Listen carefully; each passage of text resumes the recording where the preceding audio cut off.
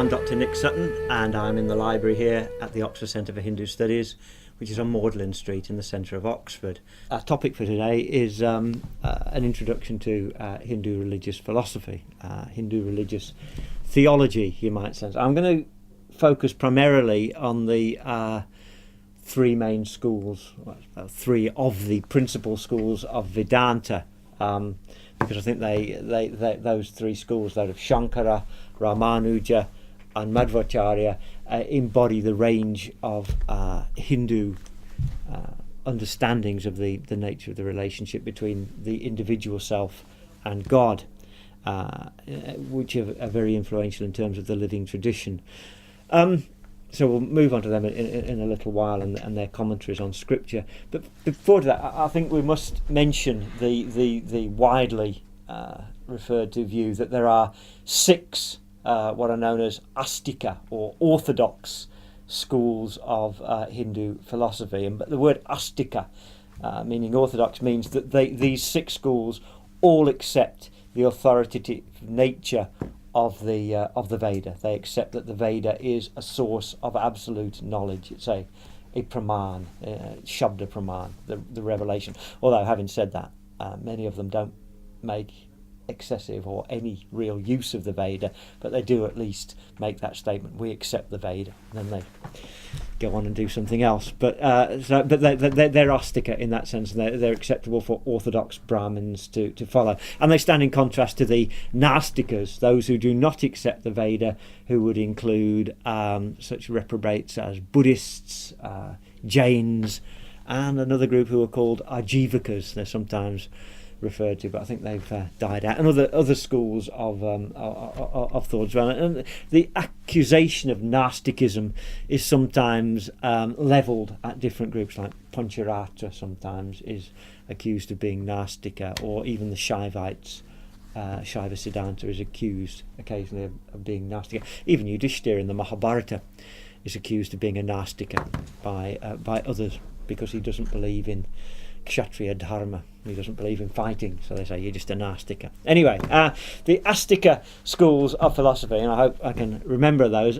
Some are still very significant, pretty well known in contemporary Hinduism, and some are of largely historical significance. So the major philosophical school, which is most influential in Hinduism, both historically and in a contemporary setting, would be the Vedanta system. And Vedanta itself, as we will see in a few minutes' time, is divided up into different schools of thought. So Vedanta is a broad heading under which there are different interpretations of Vedanta.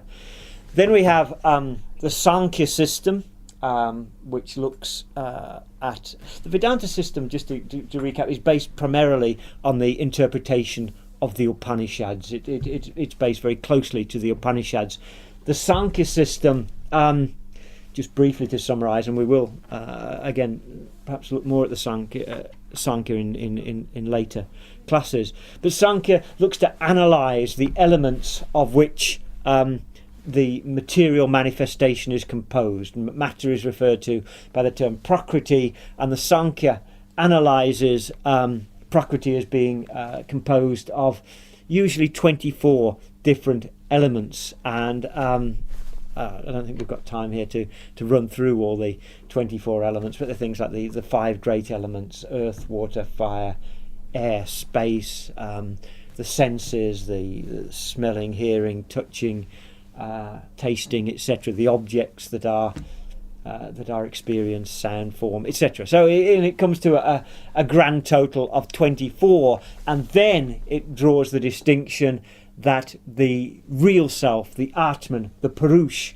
is something different. And the final realization of Sankhya is often stated to be as Anyoham, I am that which is different, I am the other. Because there's these 24 different, and that's what my body consists of, but I, the true self, is Purush, which is eternal and unchangeable. And as with Vedanta, or some schools of Vedanta, it's a what we'd call a soteriological system. It's a system of thought that aims at granting salvation, liberation from rebirth. And again, liberation from rebirth is by means of knowledge. If you know yourself to be different from the body, then you come to be the Purush. You exist as Purush. So it's Sankhya itself means analysis or even counting, enumeration. I was talking to a Hindu lady who's a teacher in Leicester. She told me that they use in Gujarati the word Sankhya. I'm not sure if this is true, but she said sometimes when they take the children back on the school bus and they do the count, they say, we do the Sankhya. So whether that's true or not, I can't say, but that's what I was told. So the same way, we enumerate, we analyse the elements of the reality we inhabit, and we thereby reach the philosophical conclusion that I, myself, the true self, is not related to these material elements of which my body is composed. Okay, that's two. Vedanta, Sankhya. Thirdly, we've got the yoga system. The yoga system is very closely related to Sankhya, and the theoretical, philosophical basis of yoga is almost entirely the same as Sankhya. It's sometimes said that the distinction is that Sankhya is atheistic because it doesn't usually have a position of God within it. It's interesting if you read the actual text of the Sankhya Karika, because it doesn't deny God, but it's not really interested in God. Except, anyway, there are some Sankhya treatises which do add a 26th element, which is God, found in the Mahabharata actually, but generally speaking, Orthodox Sankhya doesn't talk about God. But it's sometimes said that yoga includes Ishwar Pranidhan, I think, as one of the preliminary practices of yoga, and therefore it's theistic. But actually, if we look at yoga, although it does perhaps acknowledge, certainly Patanjali's Yoga Sutras, the original yoga text, don't really make any substantial reference to the existence of a deity. Certainly in gaining relief from rebirth, it's not that God is going to help the practitioner of yoga and get you through it. God is perhaps a concept that they acknowledge, but it's not integral to yoga system. I'm talking about Patanjali's yoga, which is the seminal text on orthodox yoga called the Yoga Sutras. Each of the system of philosophy, the 6 systems, has its own text. Mostly they're referred to as sutras. Sankhya, it's the Sankhya Karika of Ishwar Krishna. Vedanta, it's the Vedanta Sutras of Badarayana. And in yoga system, it's the Yoga Sutras of Patanjali.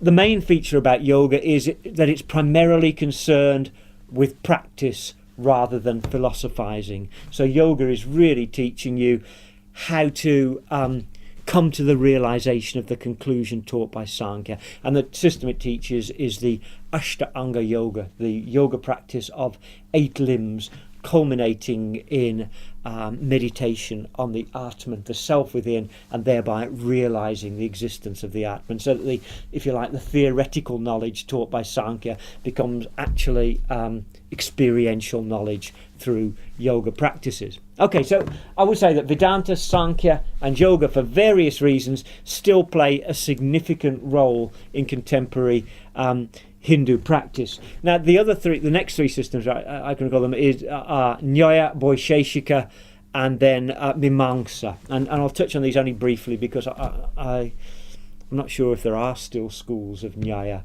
Vaisheshika and Mimamsa. I think there were in existence up until about the 16th, 17th centuries, but whether there are still contemporary schools, I would be surprised to see if you would meet anyone and say, oh, I'm a follower of the Nyaya system. Nyaya means strictly logic. It's a theistic system, and it's what we perhaps in the West would refer to as natural theology.